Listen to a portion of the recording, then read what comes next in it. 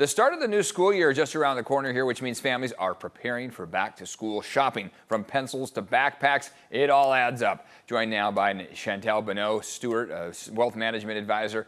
WiseFit Wealth Management is here with us to talk about how families can save. Okay, here we go, Chantel. It's that time of year. You're going through this. We're back at it. Some people are already done with their back-to-school shopping. Good for them. Others are in the planning stage. It's expensive. I mean, we mentioned backpacks. They're like $60 now. What happened to backpacks? Everything's expensive, right? Yes. That's what we hear over and over again. And in San Diego, I think 90% of people said that they've noticed all their day-to-day expenses have gone up. Everything's up. So back-to-school supplies are not immune. Right. So what can we be doing? Because we're pulling our hair out. It's expensive, but there are some ways to save, right? Correct. Yes. You have 3 kids. I have 3 kids. Yes. So we know how this goes. We know. It's a struggle. So obviously plan ahead, but school's starting maybe Monday, Yeah. maybe in a week or two, Right. so it's coming. So maybe the ship has sailed to plan ahead. Sure. So if today you're running out to the store to grab school supplies, really go through the list, have a plan, go in with a plan. Sure. So what do we actually need? What do we have from last year? I got sent home with a bunch of markers, binders, Right. all Some of of the it was things new. that was basically new, Yeah. hardly used. So can we maybe recycle some of that? I know this sounds crazy, but wash the backpack. Yeah. You know, not every that's year true. does it need to be new, or can we do a swap? Can we buy things in bulk with friends, with neighbors?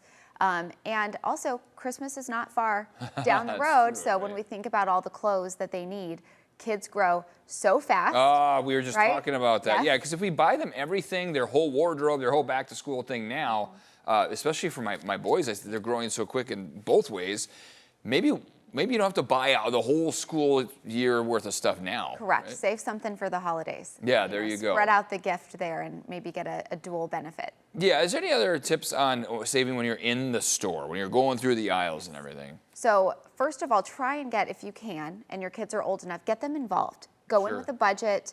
What do we really need? Help them understand the list so they're just not, going in, grabbing everything. Yeah. So go in with a plan, number 1. Number 2, help them think through. So this is kind of a lifelong investment in your kids being responsible financially.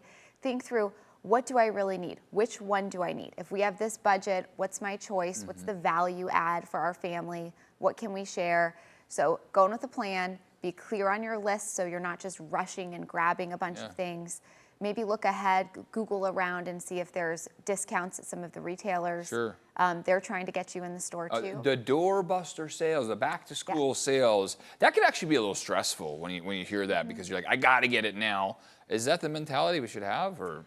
Again, if you go with your list, then you don't get distracted. Sure. Because we all do that, right? Buy one, get one, half off. But if I don't need 2, am I actually saving any money? Then the store wins in that situation. Correct. Or go to a friend and do that together. So you get the mutual benefit of the discount. Yeah, I like that. And again, you don't have to buy it all at once. And when it comes to style and fashion and everything, sometimes you want to get there and figure it out and then go back into the store. We're talking clothing, that's up too.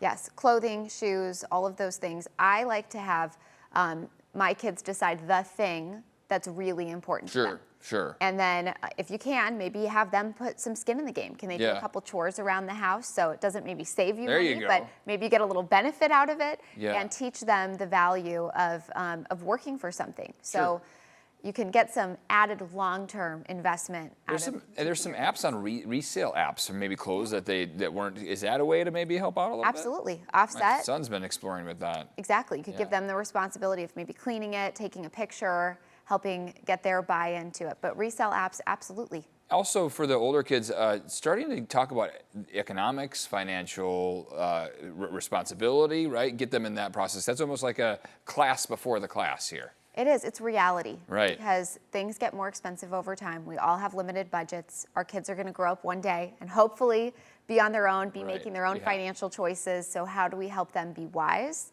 And I know when my daughter has to have skin in the game, she treats things a lot better. Isn't that interesting how that works? You help pay for it, now it's in pristine condition. Exactly. So then maybe it'll make those shoes or that backpack last a little longer. I think that's a great idea, Chantel. Where can people learn more about you and some of your other expertise areas? Absolutely. WiseFitWealth.com, or you can find me on my website, Google my name, and looking forward to helping San Diegans. Awesome.